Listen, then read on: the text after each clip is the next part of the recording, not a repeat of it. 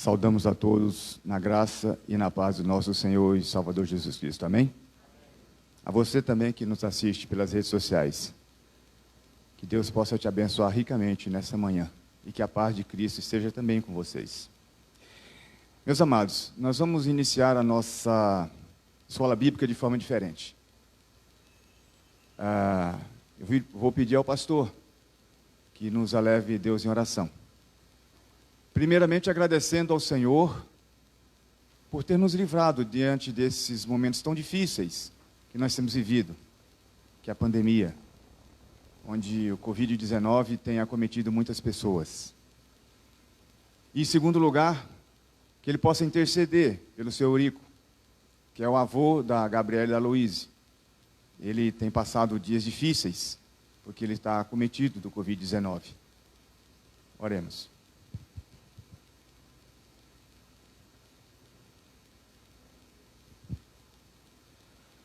Senhor Deus, neste momento nós aqui estamos com o nosso coração grato ao Senhor, porque o Senhor tem sido bondoso para conosco, mesmo não tendo nós, em nós mesmos, algum merecimento. Na verdade, tudo que somos, tudo que temos, é a Tua graça, que tem sido manifesta para conosco através do Teu Filho amado Jesus. Se nós podemos Te amar, é porque o Senhor nos amou primeiro.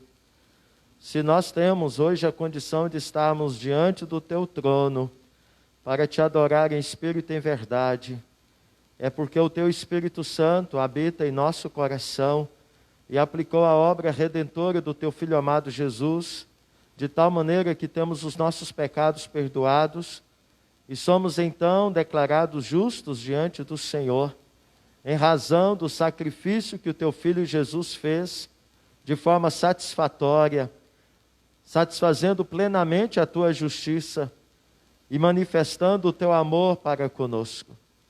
Se podemos estar reunidos esta manhã na Tua casa, ó Deus, é porque o Senhor renovou as Tuas misericórdias na manhã desse dia na vida de todos nós. Estamos com fôlego de vida. O Senhor nos concedeu o privilégio de um novo dia. Dia este que é dia do Senhor. Por isso aqui estamos para santificá-lo ao Senhor. Por isso aqui estamos, ó Pai, reunidos na Tua presença, participando dessa escola bíblica dominical, com o propósito, ó Pai, de estarmos de forma prática, observando este mandamento da Tua palavra, de separarmos esse dia para o Senhor. Ó Deus, Te agradecemos também pelo Teu livramento que tem sido dado a todos nós, neste contexto de pandemia. Rogamos, ó Pai, que o Senhor continue a manifestar o Teu cuidado para conosco. Ó Deus, que o Senhor continue a nos dar o livramento. O Senhor continue, ó Pai, a nos dar o discernimento da forma e da maneira de nós conduzirmos a nossa vida em meio a este contexto, tendo o entendimento e a compreensão de que soberanamente o Senhor está conduzindo todas as coisas. Até aquilo que foge ao nosso controle está debaixo do Teu controle. E o Senhor utiliza os descontroles do homem para poder cumprir os Teus propósitos, conforme a Tua palavra nos revela e profetiza a nós. Agora, ó Pai, clamamos por aqueles que estão enfermos. Clamamos por aqueles, ó Pai, que se encontram acometidos da Covid-19. O Eurico, tem misericórdia deles, Senhor. Use de misericórdia para com esta vida. Permita que o seu organismo tenha forças para suportar esta enfermidade. E que a medicação que ele tem recebido seja eficaz, para poder, ó Pai, estar dando a ele a vitória deste mal. Clamamos, ó Pai, pelo reverendo Emerson, que também está acometido da Covid. Que o Senhor venha guardá-lo, Senhor Deus, juntamente com a sua esposa, Tatiane, e a sua filha. Esteja livrando ele, Senhor Deus, e permita que ele possa, Senhor Deus, estar também, juntamente com a sua família, passando por este momento de enfermidade, tendo as suas vidas preservadas. Clamamos, ó Pai, por aqueles que estão vivendo luto, de entes queridos que morreram por conta da Covid ou por conta de outra enfermidade recentemente. O Senhor esteja visitando, Senhor Deus, todos estes, trazendo consolo, trazendo a Tua paz, trazendo aquilo que estes familiares tanto necessitam. que só o Senhor pode dar. A paz que excede o entendimento, a paz que traz consolo diante da perda de entes queridos.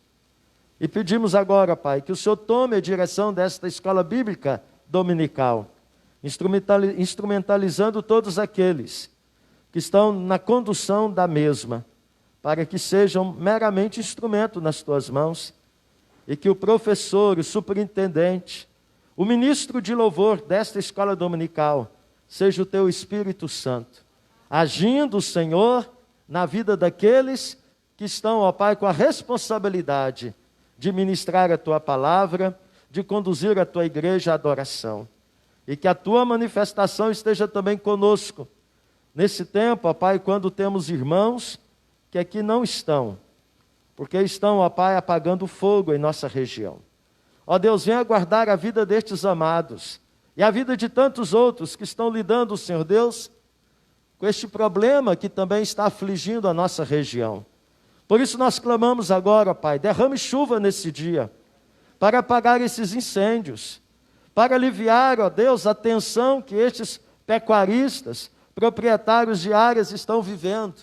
Ó Deus, e assim, ó Pai, a criação do Senhor, seja toda ela renovada por Ti. Pedimos chuva, ó Deus, hoje, clamamos, ó Deus, a Ti por esta dádiva, pois dela carecemos. Ó Deus, é o Senhor que a dá, é o Senhor que a retém. Ó Deus, nos dê, ó Deus, o entendimento e a compreensão de que o Senhor tem manifestado misericórdia sobre nós, mas também o Senhor tem trazido juízo sobre nós. E que diante dessas tuas manifestações, possamos, ó Pai, estar dando a resposta que tu espera de cada um de nós. A resposta de estarmos nos consagrando ao Senhor, de estarmos, ó Pai, tratando com muita seriedade o nosso relacionamento contigo, sabendo que temos que viver o temporal na perspectiva da eternidade contigo. É no nome de Jesus que assim oramos e rogamos estas bênçãos. Amém, Senhor.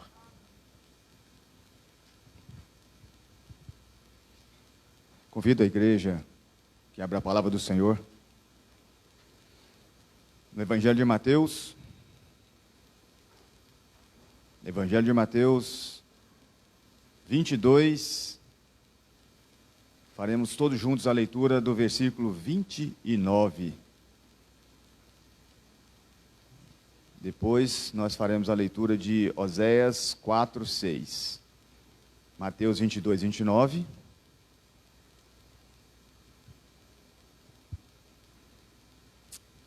Evangelho de Mateus, capítulo 22, versículo 29. Vamos lá, todos juntos? Respondeu-lhes Jesus: errais não conhecendo as Escrituras, nem o poder de Deus. Agora nós vamos lá em Oséias, um pouquinho antes. Faremos a leitura do verso 4, capítulo 4, verso 6. Capítulo 4, verso 6.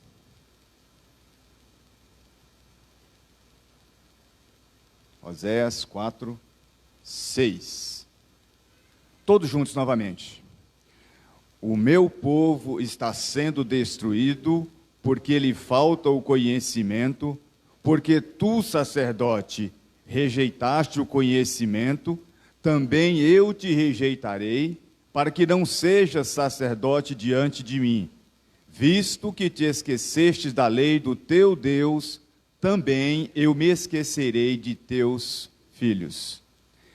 Pois bem, meus amados, nós estaremos nesse período agora de outubro, na responsabilidade do nosso irmão Mateus, trazendo estudos, informações acerca da reforma protestante, mais conhecida.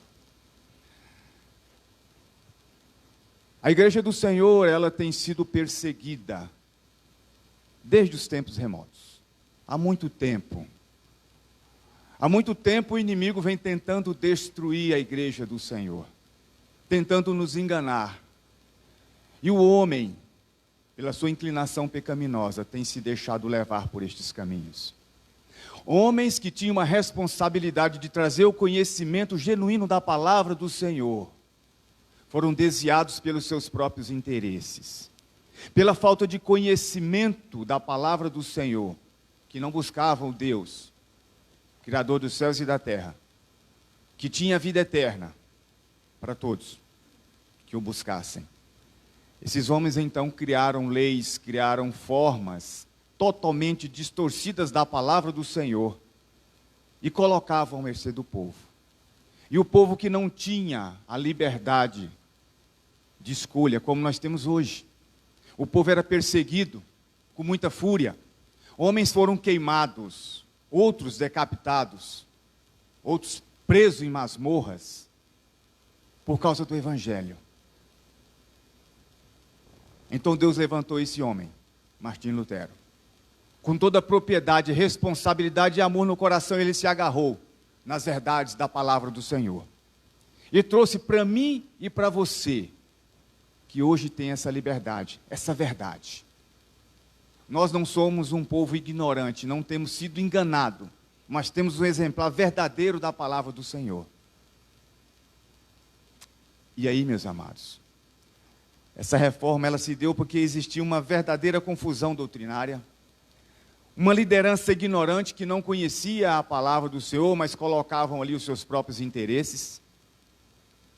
Existia uma superficialidade religiosa, uma acentuada separação entre aqueles que tinham a palavra do Senhor do povo, e o povo não podia tomar conhecimento dessa verdade, era escondido.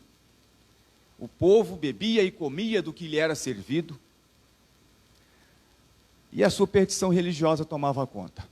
Aí virou uma bagunça, até que esse homem, levantado por Deus, com a sua responsabilidade, com o seu amor à palavra do Senhor, fez o que nós temos hoje. Claro que teve outros precursores, teve outras pessoas que continuaram. E daí eu abro um parêntese para colocar pessoas como o pastor Paulo Sérgio, pessoas como o nosso missionário Mateus, que têm seguido esse exemplo, o zelo da palavra do Senhor. E nós não podemos ser meros ouvintes, mas nós temos que ser operosos praticantes. Que tomamos posse dessa palavra, que possamos ser achados aprovados e que possamos manejar bem a palavra da verdade. Porque os dias são difíceis. Nós não temos a perseguição que aqueles homens tiveram, mas o engano lá fora é muito grande. Por isso, o Senhor está dizendo, nós temos errado muito, porque não temos tomado conhecimento da palavra do Senhor. Que nós possamos refletir acerca dessas verdades. O tempo que você tem, a vida que você tem, a oportunidade que você tem buscado o conhecimento da palavra do Senhor? Céus e terras passarão, mas as palavras do Senhor não vão passar. Que Deus tenha misericórdia da minha vida, da sua vida, que nós possamos buscar com muito zelo e amor o conhecimento profundo da palavra do Senhor. Amém? O conjunto tem oportunidade.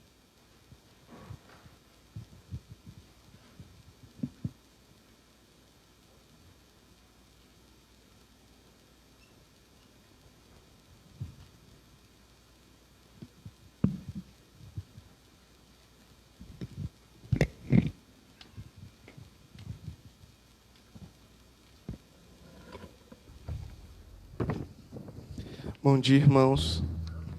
Vamos estar nos colocando de pé neste momento, cantando a música Castelo Forte.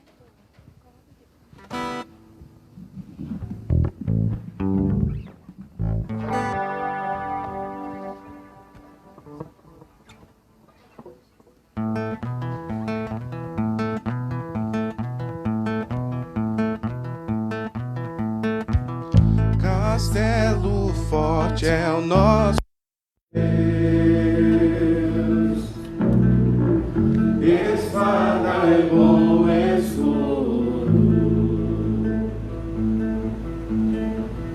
com seu poder defende os seus,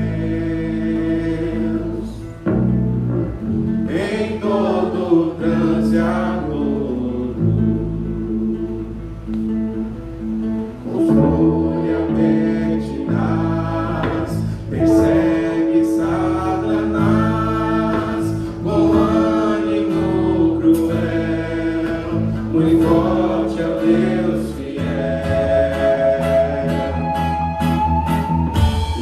igual não há na terra.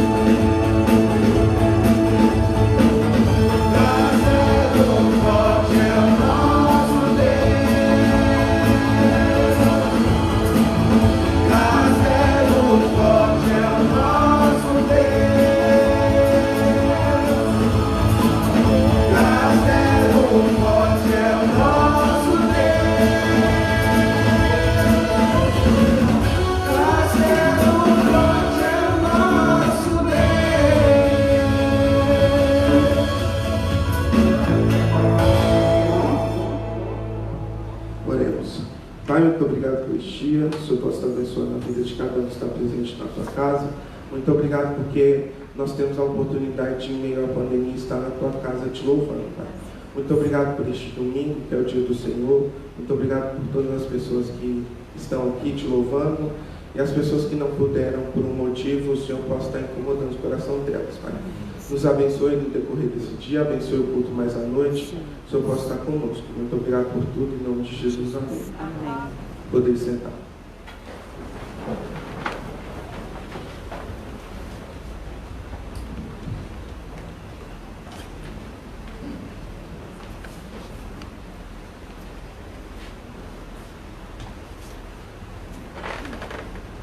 enquanto os amados irmãos se organizam ali, eu convido as crianças para que possam se separar, elas vão receber ali embaixo, na sua linguagem, a lição para elas. O dia hoje já deve estar lá embaixo, as crianças podem descer, viu? Neste momento vou passar a palavra ao nosso missionário Mateus, que nos trará a lição nessa manhã.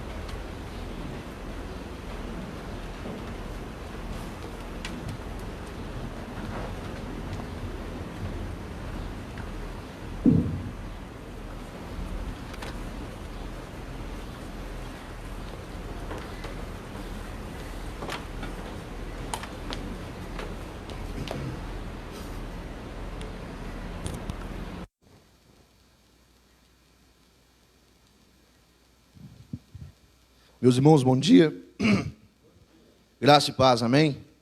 Garganta deu um pigarro na garganta. Essa época está uma época difícil, seca, mas o Senhor vai estar nos abençoando com a chuva para poder melhorar a nossa situação.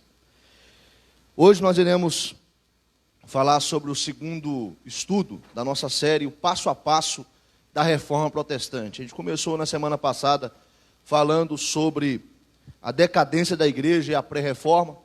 E hoje falaremos sobre a reforma e o cisne reformador. Eu convido os irmãos a estarem abrindo a palavra do Senhor no nosso texto de ponto de partida, que é o primeiro livro dos Reis, capítulo 13, do verso 1 até o verso 3.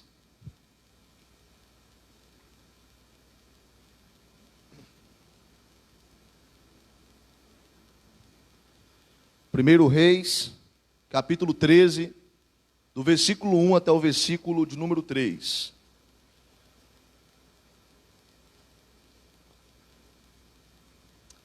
Assim diz a palavra do Senhor. Eis que por ordem do Senhor veio de Judá a Betel um homem de Deus, e Jeroboão estava junto ao altar para queimar incenso. Clamou o profeta contra o altar, por ordem do Senhor, e disse: altar, altar. Assim diz o Senhor: eis que um filho nascerá à casa de Davi, cujo nome será Josias, o qual sacrificará sobre ti os sacerdotes dos altos, que queimam sobre ti incenso, e ossos humanos se queimarão sobre ti. Deu naquele mesmo dia um sinal, dizendo: este é o sinal de que o Senhor falou: eis que o altar se fenderá, e se derramará a cinza que há sobre ele. Vamos orar? Santo Deus e Pai, nós te louvamos porque o Senhor nos trouxe aqui nesta manhã para estudarmos a Tua palavra. E pedimos ao Senhor que fale ao nosso coração e nos ajude a glorificar o Senhor, reconhecendo que o Senhor é o Deus que tem um controle sobre todas as coisas. Nada não acontece, ó Pai, nada pode acontecer se não for, Deus, debaixo da Tua permissividade, se não for de acordo com os Teus propósitos, e tudo, ó Deus, que ocorre, sendo algo ruim, algo bom, coopera para o nosso bem. Nós cremos, ó Deus, na verdade da Tua palavra, cremos que o Senhor é um Deus soberano, que nos sustenta, que nos ampara, que nos orienta através do Teu Santo Espírito. Pedimos ao Teu Santo Espírito nesse instante, ao Senhor, na verdade, para que o Teu Santo Espírito possa estar iluminando a nossa mente, o nosso coração. Em nome de Jesus, amém. O texto que lemos retrata sobre um homem de Deus que foi levantado para poder sair de Judá e ir a Betel com o intuito de confrontar o rei Jeroboão e está lançando uma profecia. Talvez você pode pensar, mas o que isso tem a ver com a reforma protestante? Tem a ver com o que falamos no final da aula passada. John Huss, um dos pré-reformadores, quando estava prestes a morrer, o carrasco perguntou a ele: quais são as suas últimas palavras? E ele respondeu: vocês estão queimando um ganso, porque Huss, na língua boêmia, significa ganso. Mas daqui um século se levantará um cisne, e esse vocês não poderão queimar. Esse cisne, como já foi falado na nossa superintendência, é Martinho Lutero.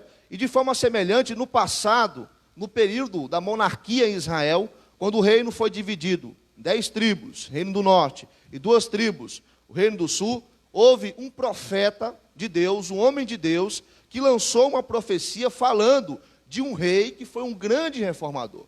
E esse rei é o rei Josias. E é interessante nós termos o discernimento do contexto, é que quando houve essa divisão dos dois reinos, Jeroboão, o rei do Reino do Norte, preocupado com a situação do povo do Reino do Norte, ir até o Reino do Sul, para poder cultuar a Deus, porque lá que tinha a cidade de Jerusalém, havia o templo, preocupado com que esse povo se rendesse à autoridade do Reino do Sul, ele vai constituir a idolatria em Israel. Ele vai mandar fazer 2 bezerros de ouro. E esses bezerros de ouro, ele vai dizer, olha, esses são os deuses que devem ser adorados. Ele vai colocar um em Dan e outro em Betel, para evitar que o povo descesse ao Reino do Sul e estivesse cultuando ao Senhor no templo em Jerusalém. Além disso, ele vai estar instituindo um sacerdócio ilegítimo, porque o sacerdócio só é legítimo quando este está relacionado à família de Levi. E ele vai estar instituindo um sacerdócio ilegítimo para que o povo pudesse adorar os bezerros de ouro. E ele estava lá em Betel, com o altar preparado para estar cultuando o bezerro de ouro, e aí vem o homem de Deus.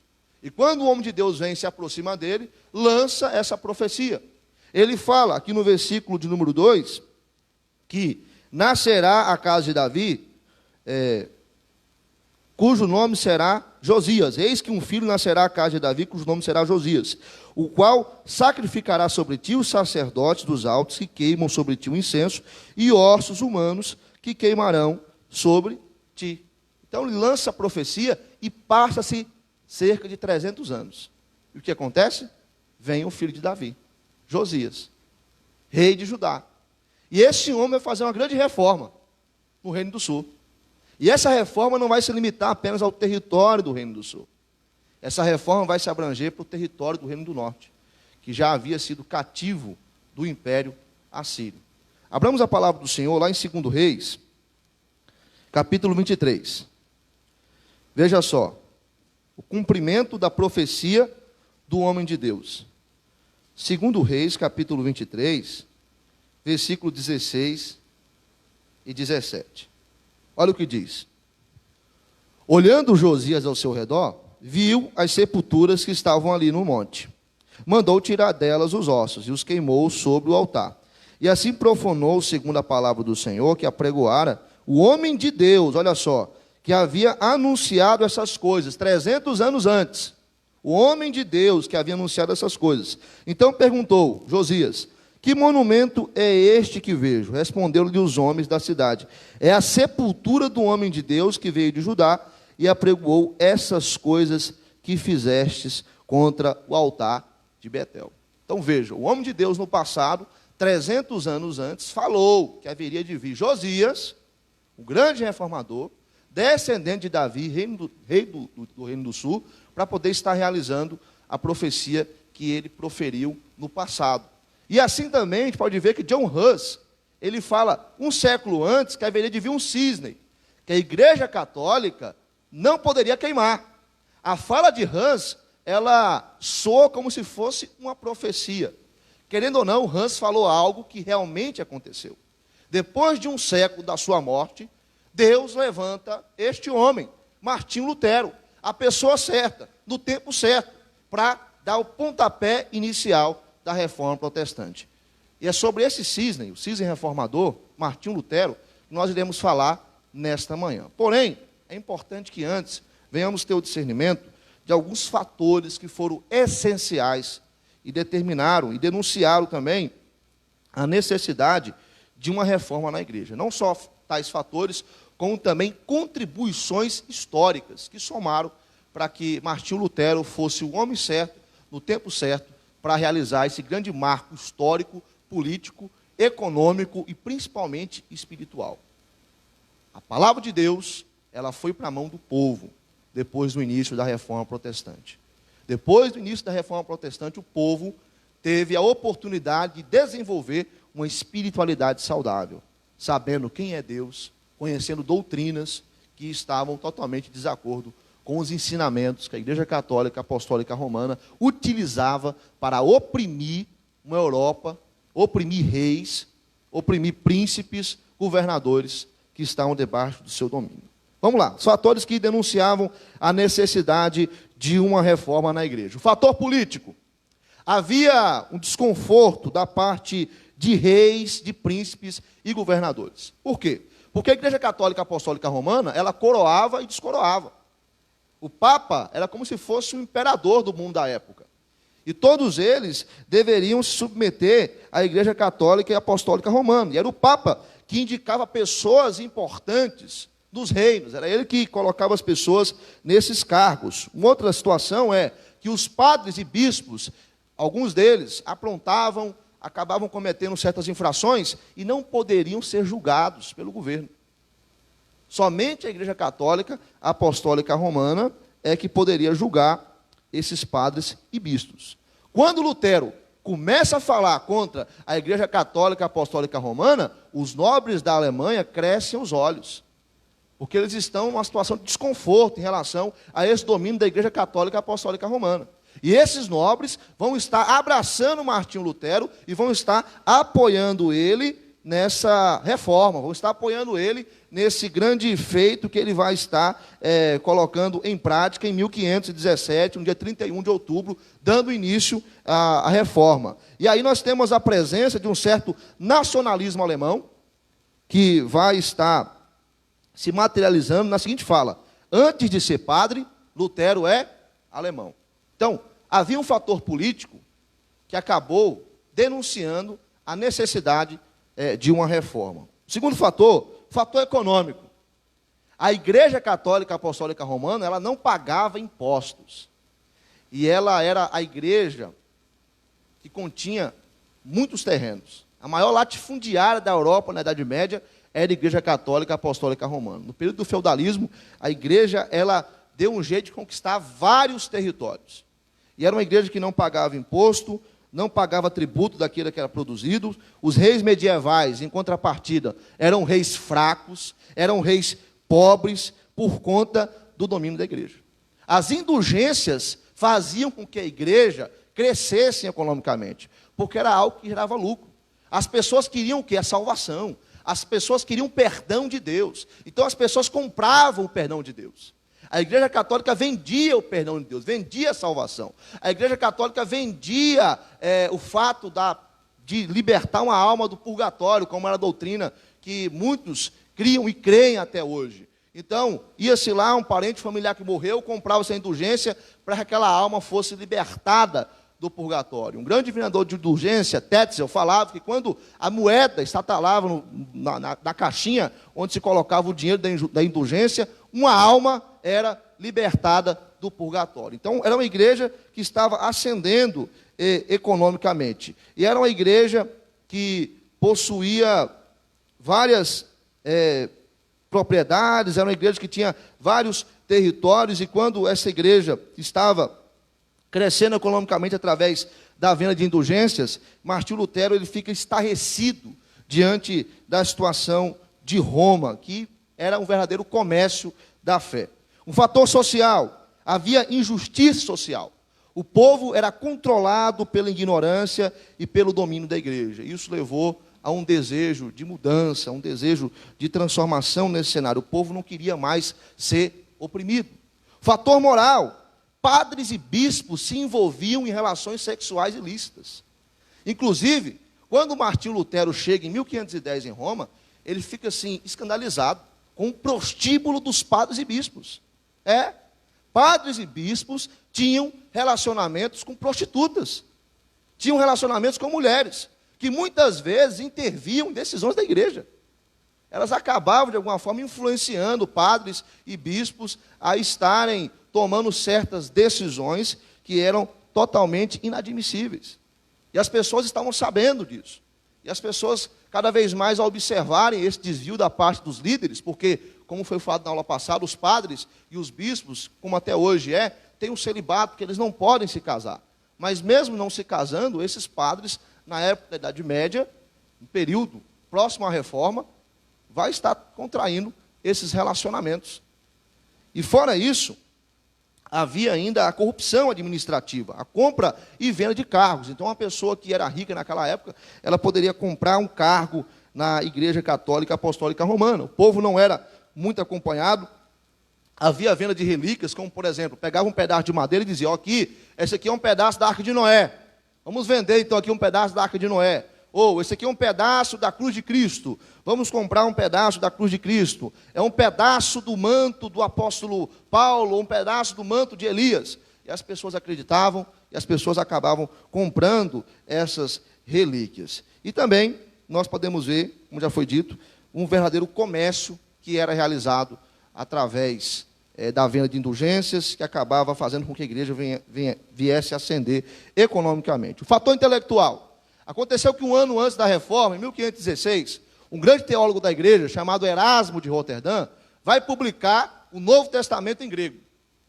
Quando ele publica o Novo Testamento em grego, ele fala de uma reforma da igreja.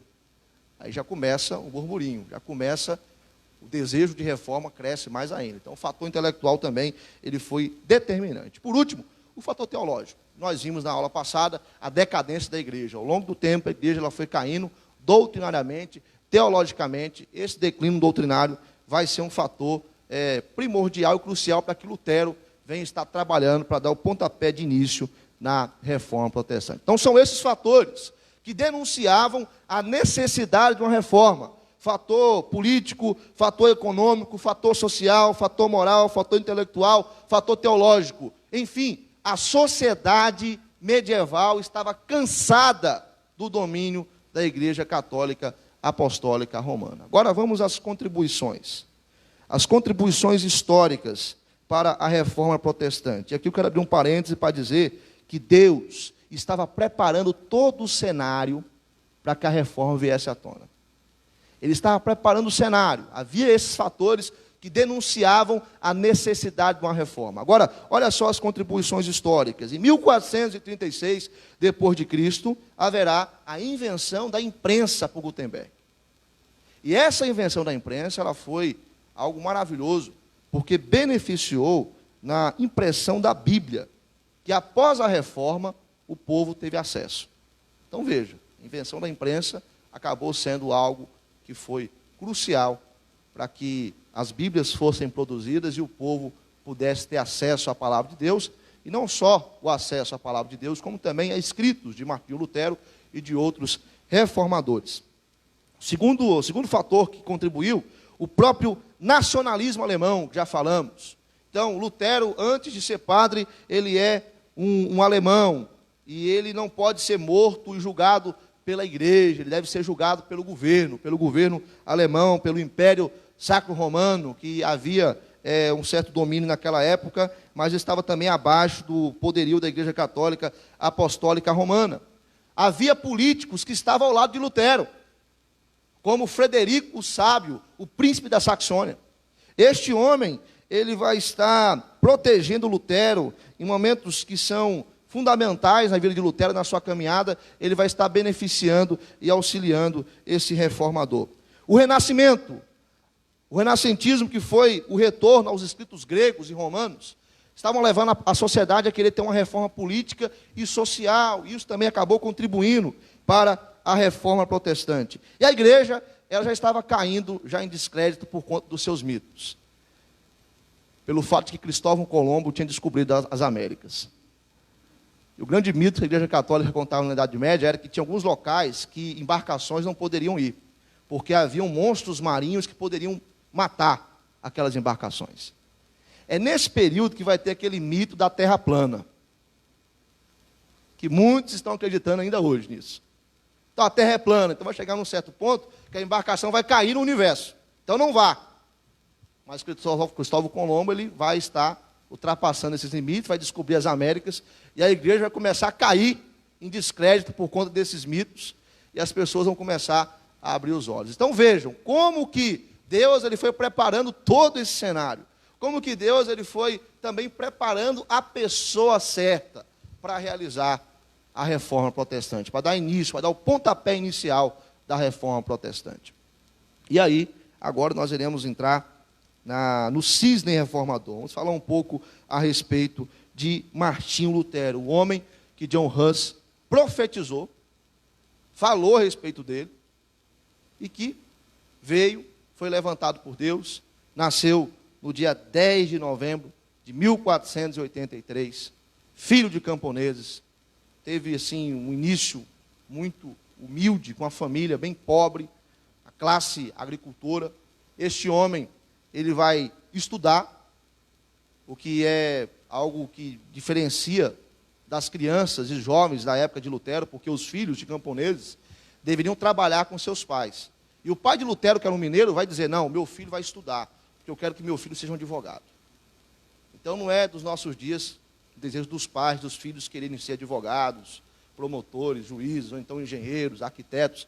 Já na Idade Média havia esse desejo do filho ascender uma classe, não está se limitando à classe agricultora e trabalhadora, mas ir para uma classe superior, uma classe onde ele teria um certo status no meio social. Assim era o pai de Lutero, ele tinha esse sonho, que o filho dele se tornasse um advogado, ele vai investir de forma pesada nos estudos de Lutero. Então Lutero vai para a escola. E o nome de Lutero, em alemão, é Martin Luther. E ele vai assumir o seu nome de forma latinizada, porque em latim, aí sim, Martinho Lutero. Lutero vai estudar latim na escola, vai estudar gramática elementar, ele vai estar estudando educação religiosa. E aos 14 anos ele ganha a oportunidade de estudar em uma escola muito cara, lá em Magdeburgo. E Lutero vai para Magdeburgo. E os seus pais começam a se esforçar para poder beneficiar a formação de Lutero em seus estudos, mas eles não tinham condições de pagar os estudos de Lutero. O que vai levar este homem, que na época era um adolescente, 14 anos de idade, a ir para as ruas de Magdeburgo, mendigar por pão, pedir dinheiro. Ele falava em latim com as pessoas, panem propter diem, pelo amor de Deus, pão, pão pelo amor de Deus. Ele pedia comida para o povo daquela cidade. E ele dizia isso quando mendigava pelas ruas de Magdeburgo. Aconteceu que um ano depois, Lutero foi para outra cidade, onde havia alguns de seus familiares por perto. E estando naquela cidade, ele retomou os seus estudos.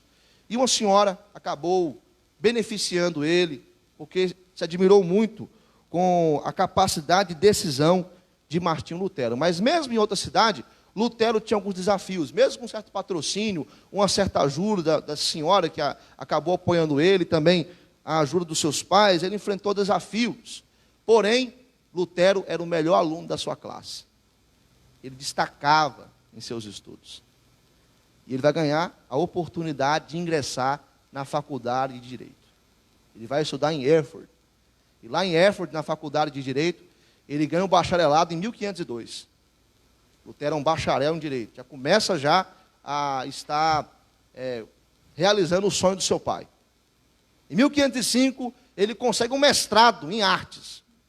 E agora ele estava preparado para iniciar um doutorado em jurisprudência, para se tornar alguém que faria diferença no meio social, que poderia, de alguma maneira, ascender a classe agricultora, realizando o sonho do seu pai. Mas, nesse mesmo ano, acontece algo que muda a vida de Lutero. Esse homem, no dia 2 de julho de 1505, estava voltando da casa dos seus pais para a cidade, onde ele estava se especializando para começar o doutorado. E uma tempestade acaba acontecendo. Uma tempestade com trovões e raios. E Lutero, ele tinha uma grande crise espiritual. Ele tinha uma visão equivocada a respeito de Deus. Ele via Deus como um ser rancoroso, odioso, que em qualquer momento ia consumi-lo com a sua ira por conta dos seus pecados. Essa era a grande questão na Idade Média, a salvação. Como conquistar a salvação? Como ser salvo? As pessoas eram ignorantes a respeito do que a Bíblia dizia. E Martinho Lutero, então, nessa caminhada, quando está indo para a cidade onde ele estudava para fazer o doutorado, ele é visitado com essa tempestade, e ele associa a tempestade à ira de Deus. Naquele instante ele achava que Deus iria matá-lo. Ele procura um certo abrigo, e ele clama por Santa Ana, que é a padroeira dos mineiros. Ele diz, ajudai-me, Santa Ana, e eu me tornarei monge. Acontece que Lutero sobreviveu à tempestade e ele teve que cumprir a promessa. 2 semanas depois, ele doou todos os seus livros de direito, e ele era um homem que, segundo os historiadores, ele dominava a área do campo das leis, e ele acabou desistindo dessa carreira no direito, acabou deixando a sua bolha de estudante, e foi para o monastério ser monge. E isso, seus pais ficaram irados.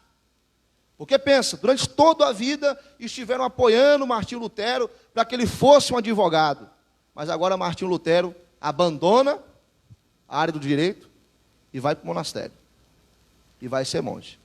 E ele achava que ser monge iria acabar com os problemas espirituais dele. Pelo contrário, esses problemas só foram aumentando no decorrer do tempo. Em 1507, esse homem vai ser ordenado padre, mesmo com as crises espirituais que ele enfrentava. E ele vai para Wittenberg. Lá em Wittenberg, ele consegue o bacharelado em Bíblia. Lá em Wittenberg, ele entra para o Claustro Negro, que é um monastério agustiniano. Isso vai beneficiar ele lá na frente, porque ao se tornar um monge agustiniano, ele vai ter acesso aos escritos de Agostinho. E em 1510, Lutero, ele vai receber a incumbência de ir a Roma, levar alguns documentos, trabalhando para o monastério de Erfurt. O seu superior sabia que ele passava por problemas espirituais, e assim achava que se ele fosse à cidade santa, entre aspas, esses problemas seriam sanados. E Lutero então parte na sua peregrinação, em 1510 para Roma. E havia uma esperança nele: vou chegar em Roma, lá é o paraíso, os meus problemas espirituais irão acabar. Quando ele chega em Roma, ele diz: ave a ti, ó Santa Roma. E ave em latim significa glória. Então, glória a ti, ó Santa Roma. Mas quando ele entra na cidade, que ele se depara com o prostíbulo dos padres e bispos, que ele se depara com a venda de relíquias, que ele se depara com a venda de indulgências, toda aquela impressão caíra por terra. E ele vai afundar mais ainda na sua crise espiritual. Porque toda a sua expectativa não foi suprida. E os seus problemas espirituais só aumentaram. Retornando para o Claustro Negro, lá no monastério agostiniano, o seu superior vai dizer: vai, Lutero, vai estudar. Lutero então vai estudar e vai se tornar um doutor em teologia. E vai estar lecionando na faculdade de Wittenberg.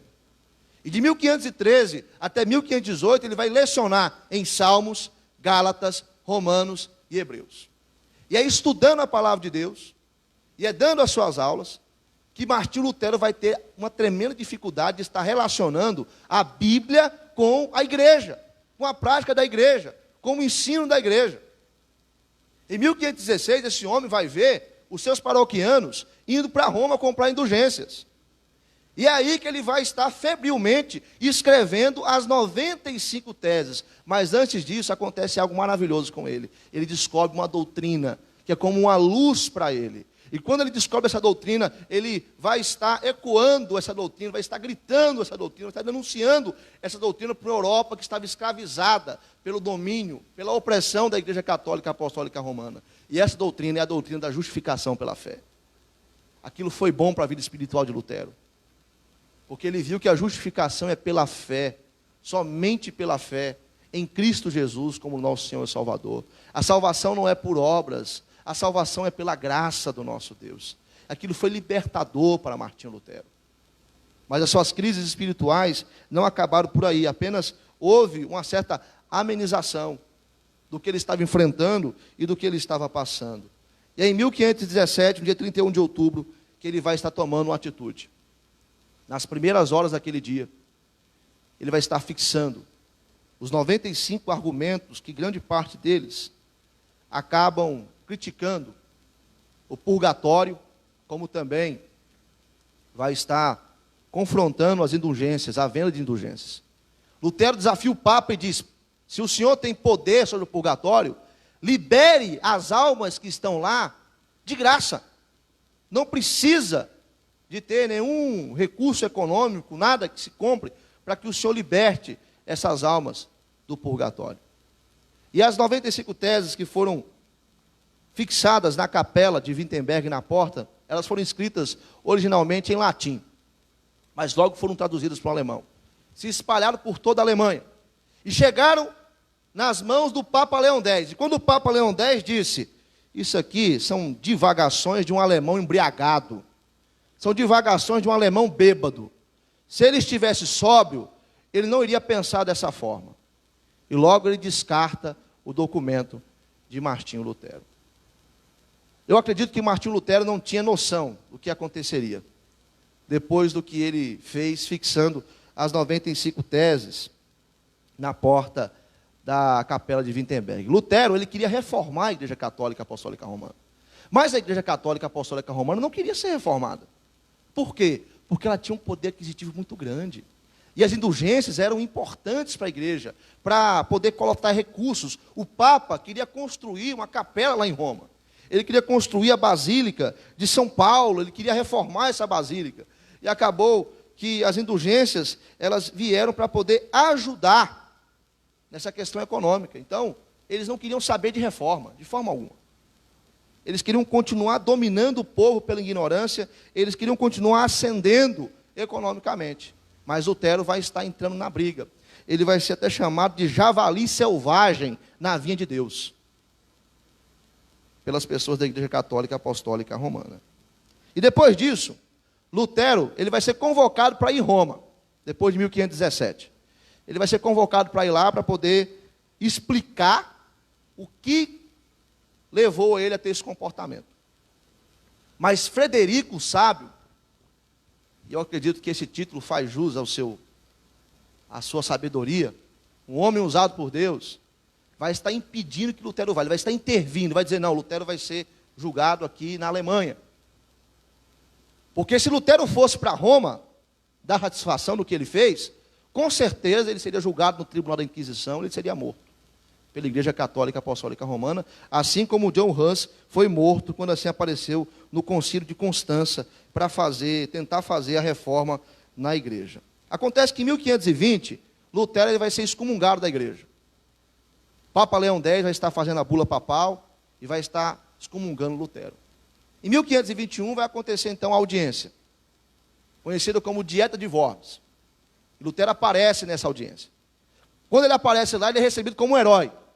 E ele achava que lá havia um debate, ele ia ter um debate, ele ia ter a oportunidade de explicar, ele ia ter a oportunidade de ter ali o imperador Carlos V, de ter Alexandre, o representante do Papa, e todos os nobres alemães, para poder ouvi-lo. Mas quando ele chega nesse congresso, ele é inquirido com a seguinte pergunta: conhece essas obras? Você quer se retratar do que você falou? Do que você escreveu? Lutero pede um dia para o imperador Carlos V, para ele poder refletir, para ele poder pensar. No outro dia, Lutero, ele pede novamente um debate. Dia 18 de abril de 1521. Vamos debater, quero um debate. E esse debate foi negado. E novamente foi feito as perguntas. E aí, ele vai dizer o seu famoso discurso. Lutero assim diz: como vossa serena majestade e vossos senhorios buscam uma resposta simples, eu a darei da seguinte forma, sem rodeios. A não ser que eu seja convencido pelo testemunho das Escrituras, ou por razão bem clara, pois não confio no Papa ou em concílios isoladamente, já que é sabido que frequentemente eles têm errado e se contradizem, estou atado às Escrituras que tenho citado. A minha consciência é cativa da palavra de Deus. Não posso me retratar de nada, nem farei isso, já que não é seguro, nem certo ir contra a consciência. Não posso fazer de outro modo. Aqui eu me firmo, que Deus me ajude. Amém. Quando ele termina de falar isso, os nobres alemães cercam ele. Porque naquele instante, enfurecido, o rei Carlos V poderia mandar prendê-lo, poderia mandar matá-lo. Os nobres alemães cercam ele e retiram ele daquele salão. No outro dia, Carlos V, o imperador, que era um católico convicto, e havia uma situação um pouco complicada, porque ele tinha uma dívida com a Igreja Católica Romana, mas ele tinha uma dívida com Frederico o Sábio, porque foi Frederico o Sábio que fez com que ele ascendesse no império. Então, Frederico o Sábio era o quê? O protetor de Lutero. Veja o agir de Deus nessa situação. No outro dia seguinte, ele vai estar escrevendo uma carta, pedindo então que Lutero seja punido. Ele fala que seja punido um notório herege. Olha só, Lutero é visto como um herege, como inimigo de Cristo, como inimigo da igreja, inimigo dos apóstolos. E os nobres alemães vão estar protegendo ele. Em maio, o Carlos V, o imperador, vai perceber que os nobres alemães não vão entregar Martinho Lutero. Aí ele vai fazer o quê? Ele vai estar banindo Lutero do império. Qualquer pessoa que achasse Lutero poderia matá-lo. Inclusive as pessoas que estivessem com ele, protegendo ele. E ele teve que lidar com isso no resto da sua vida. Ele poderia ser perseguido e poderia ser morto. Mas aí Frederico o Sábio, agindo sabiamente, vai estar orquestrando o sequestro de Lutero, sem ele saber. Frederico o Sábio vai estar sequestrando Lutero, levando ele para um castelo. E nesse castelo, Lutero vai usar o codinome de Cavaleiro Jorge. E ao se comunicar com as pessoas em Wittenberg, na Alemanha, ele vai dizer que é o Cavaleiro Jorge que está preso na ilha de Patmos.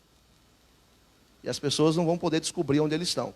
Mas sabe quem é o Cavaleiro Jorge, que é Martinho Lutero. Alguns historiadores dizem que Lutero ele teve até que se vestir de mulher para poder se disfarçar contra os seus perseguidores, contra as pessoas que queriam matá-lo, contra as pessoas que queriam fazer o mal por conta desse banimento imperial. Nesse castelo, Lutero ele vai estar sendo usado por Deus para traduzir o Novo Testamento do grego para o alemão. Em 4 meses, Lutero vai estar fazendo esse trabalho. Lutero vai estar desenvolvendo essa tarefa e vai ser usado por Deus para poder fazer essa tradução. Mas em 1522, esse homem volta para Wittenberg. Agora, um novo cenário. E retornando para Wittenberg, ele tem que se deparar com o estabelecimento de uma nova igreja. Ele não queria isso. Ele queria a reforma da Igreja Católica Apostólica Romana. Mas ele vai ter que iniciar a igreja que é conhecida hoje como Igreja Luterana. E a personalidade de Lutero era algo assim, até um pouco complicado de falar, porque Lutero, ele era um homem rude. Hoje em dia, os adolescentes iriam dizer que ele era bruto, sistemático e rústico. Ele era uma pessoa assim que não tinha rodeios na fala. Respondia na lata, como diz no meio social, aí as pessoas que respondem sem nenhum rodeio e de forma direta. E um dos seus defeitos era a indiscrição. Lutero era muito indiscreto, não era muito gentil, principalmente com seus inimigos. Ele chamou Tetzel de mascate das indulgências. Ele falava isso de forma bem dura, e ele não tinha medo de apresentar suas convicções, ele lutava pelas suas convicções até o fim.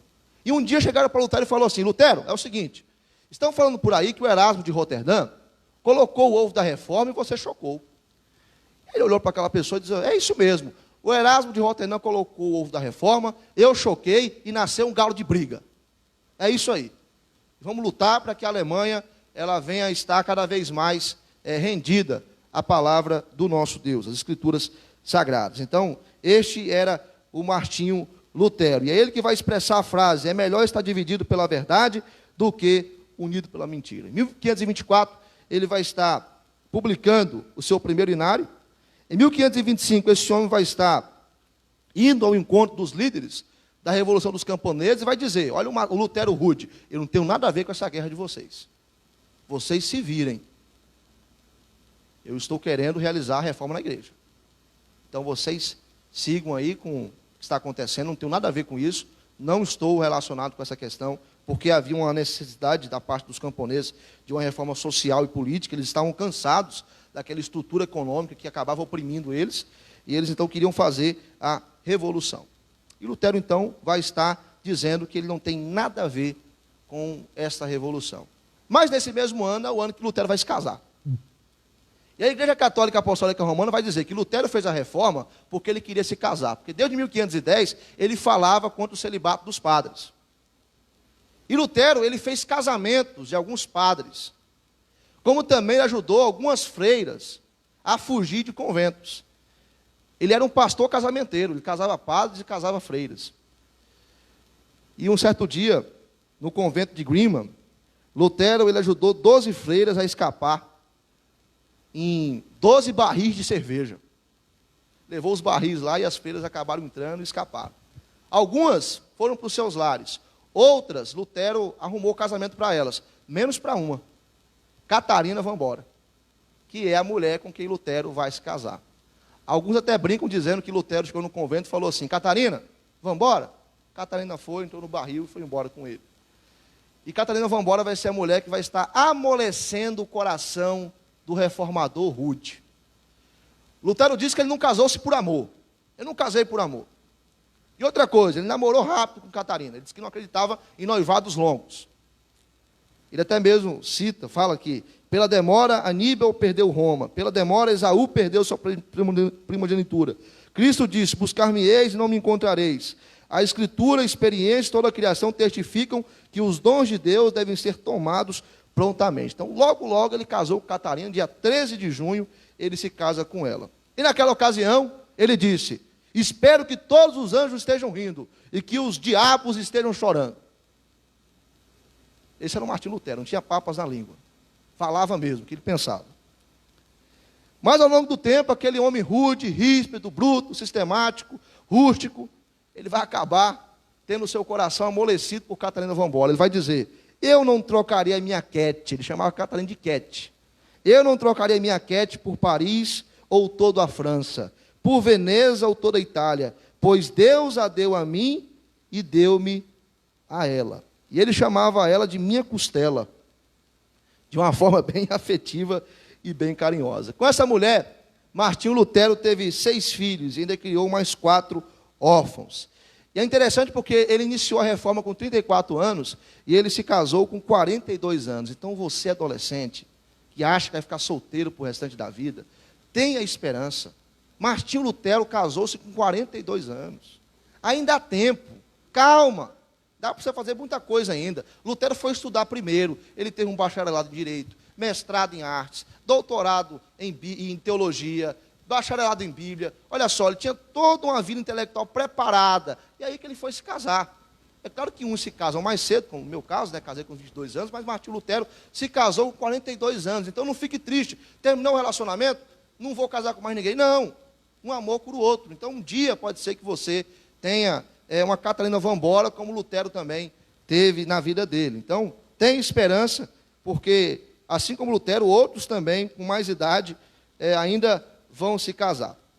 Meus irmãos, para finalizar o nosso estudo, falando um pouco a respeito de Lutero, na parte final, até aqui, quando iremos falar sobre a sua morte, em 1546, Frederico o Sábio deu muitas propriedades para ele.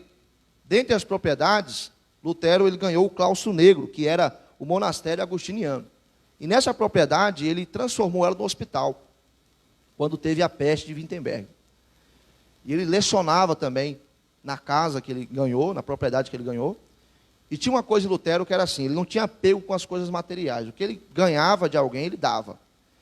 Tanto que os historiadores dizem que Catarina Van Bolla, para querer algumas coisas, tinha que esconder dele. Porque se ele visse, ele pegava e dava para os outros. Então, Catarina pegava aquelas coisas assim que ela queria, juntamente com os filhos, e escondia de Martinho Lutero, porque ele não tinha apego. Ele via que ele precisava, que toma aqui, e dava na hora. Essa era a atitude dele quando ele via que alguém precisava de alguma coisa. Ele vai produzir o catecismo em 1529, em 1530, para ensinar adultos e crianças, e ele também vai compor em 1527 o hino Castelo Forte ao Nosso Deus.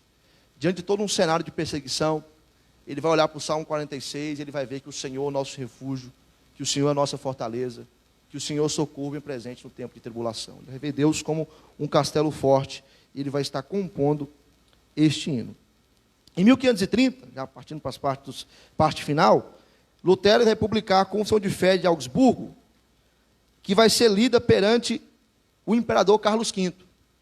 E os príncipes nobres da Alemanha vão estar levando esse documento para Carlos V, e vai dizer a eles, ou o senhor assina, ou nós morremos. E Carlos V queria a unidade da Alemanha. E a partir de 1530, o luteranismo passa a ser algo que legalizado. A confissão de fé luterana acaba sendo reconhecida pelo Sacro Império Romano. E Filipe Melanchthon, que é o discípulo de Lutero, vai estar presente nessa reunião, e alguns até dizem que ele modificou um pouco ali da confissão luterana, e isso nós iremos falar um pouco a respeito no nosso próximo estudo, quando iremos falar sobre o luteranismo e o movimento reformado. Mas, enfim, dia 18 de julho de 1546, aos 63 anos de idade, Lutero ele morre na cidade em que ele nasceu. Ele vai para a cidade para poder resolver um conflito político, porque ele era um homem influente na Alemanha. E pouco antes de morrer, ele orou: agradeço-te, Deus e Pai de nosso Senhor Jesus Cristo, porque tens revelado teu amado Filho a mim, e quem puder crer, pregar e confessar em quem confiei. Em seguida, ele oferece o seu último sermão: em João 3,16, no Salmo 68, versículo 20, quando ele diz: nosso Deus é um Deus de salvação, a Deus o Senhor pertence escapar da morte. Então essas foram as últimas palavras de Martinho Lutero. Quando este morreu, ele foi sepultado na cidade de Wittenberg, que foi a cidade onde ele se destacou e iniciou a reforma protestante. Mas e aí, a reforma parou por aí? Não parou, continuou. A reforma continua. Lutero deixou um legado. E outros homens também foram influenciados por Lutero. E esse é o cisne reformador. O homem que deu início à reforma protestante, que marcou a cultura alemã. Alguns dizem que Lutero ensinou a Alemanha a falar alemão. Ele contribuiu historicamente para a educação. Se hoje nós temos ensino médio, ensino fundamental e ensino superior, foi contribuição de Lutero lá atrás. Então veja, era um grande intelectual, um homem que trouxe uma contribuição histórica e também, apesar da sua vasta intelectualidade, ele tinha uma fala simples. Crianças, idosos, adultos, todos entendiam o que Lutero falava.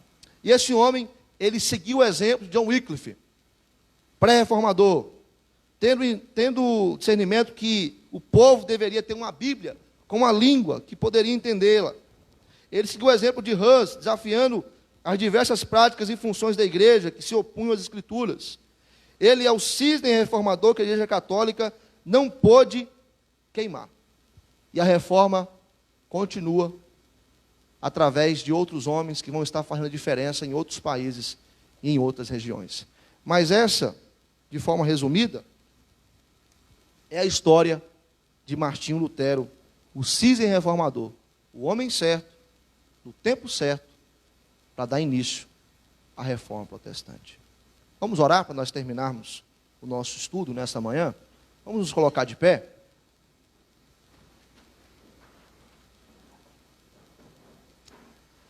E quais as lições práticas que nós podemos tirar desse estudo nessa manhã?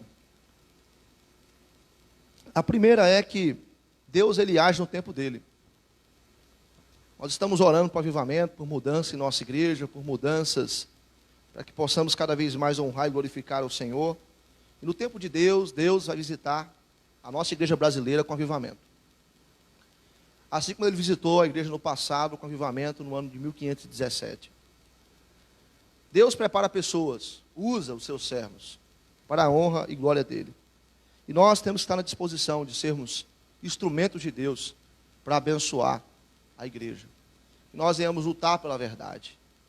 Que nós venhamos viver pela verdade, a verdade do Evangelho. Que essa verdade continue libertando vidas.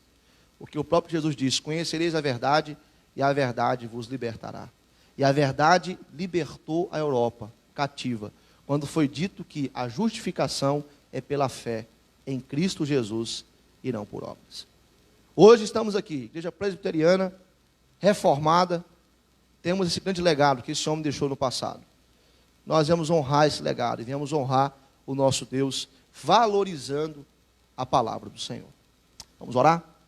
Senhor Deus e eterno Pai, nós queremos te agradecer, porque o Senhor no passado preparou todo o cenário histórico para a realização da reforma protestante. O Senhor, Deus, cuidou de todos os detalhes, ó Pai. O Senhor esteve levantando Lutero, esteve preparando ele, desde o momento do seu nascimento, o Senhor esteve com ele. O Senhor esteve o livrando, o sustentando, o Senhor o converteu, o Senhor transformou o seu coração, e ele foi usado pelo Senhor para iniciar o grande marco histórico, político, social, econômico e também espiritual. Te agradecemos, ó Deus, pelo legado da reforma protestante. E pedimos ao Senhor para que nós venhamos ter o discernimento que Cristo é o pastor da igreja e que o Senhor realiza as mudanças no tempo certo, na hora que o Senhor bem quer. Ó Pai, pedimos ao Senhor um avivamento no nosso meio, para que possamos valorizar a Tua palavra, para que possamos buscar o Senhor com sinceridade, para que venhamos orar com um coração totalmente grato ao Senhor e com um desejo de ter relacionamento com o Senhor. Assim como o Senhor, Pai, no passado levantou, ó Deus, a reforma protestante, que houve um certo reavivamento espiritual, que assim também age em nossos dias uma reforma espiritual em nossas vidas, para que nós venhamos ter o discernimento que sem o Senhor nós não somos nada, nós carecemos e precisamos do Senhor. Obrigado, meu Pai, por todas as bênçãos que o Senhor tem derramado sobre nós. Muito obrigado por essa manhã. Que o Senhor nos abençoe no decorrer deste dia, nos preparando logo mais à noite para que possamos cultuar ao Senhor. E nos dê também uma semana abençoada para a Tua honra e a Tua glória. Assim, ó Pai, que nós oramos, te agradecemos pelos Teus grandes feitos no passado. Te agradecemos também pelos Teus grandes feitos nos dias de hoje. Em nome de Jesus. Amém. Os irmãos podem se assentar. Temos algum aviso, pastor? Sim. Nosso gasofilácio está na porta da igreja. Então você tem a oportunidade de trazer os seus dízimos e as suas ofertas. Só isso? Com isso, vamos pedir de você que está nos acompanhando pelas redes sociais, que Deus esteja te abençoando, te fortalecendo. Logo mais à noite, às 19 horas, teremos o culto, que você possa estar conectado conosco mais uma vez. Deus te conceda um domingo abençoado. Com isso, meus irmãos, a nossa escola dominical